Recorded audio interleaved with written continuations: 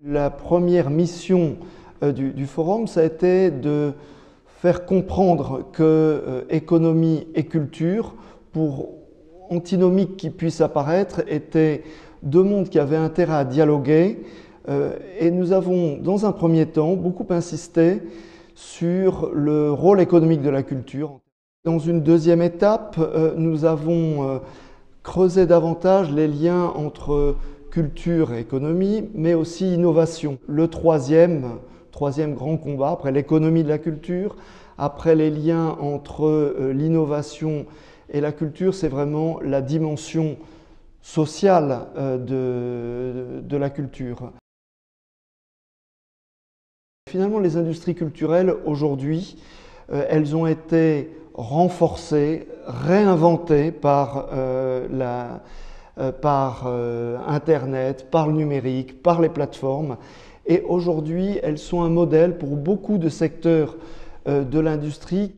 On voit que c'est une volonté de partage. C'est un mouvement qui maintenant rassemble des individus qui veulent s'approprier la culture. La culture n'est pas un privilège, la culture, ça doit être l'affaire de tous. Il y a eu toutes ces démarches qui ont été dans le renouveau de l'accès à la culture, aux objets culturels. Il y a un certain nombre de lieux qui permettent de matérialiser ces démarches nouvelles. À Paris, on le voit bien par exemple avec le 104, à Bordeaux avec le Darwin, et comme ça, beaucoup de lieux se créent, et ce qui va être intéressant, c'est comment les municipalités, comment les entreprises aussi ont à apprendre de ces lieux.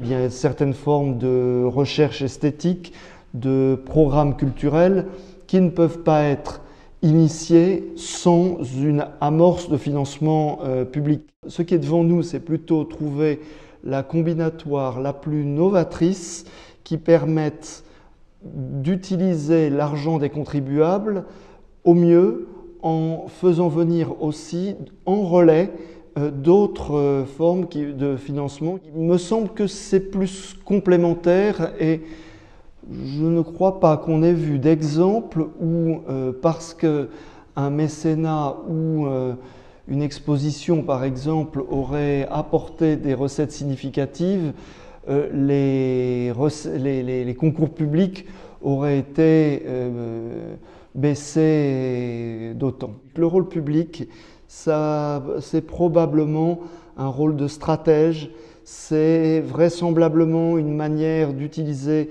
le prestige d'un lieu historique pour y attirer la création, pour y attirer aussi des entreprises. C'est un rôle d'incitateur, c'est un rôle de visionnaire.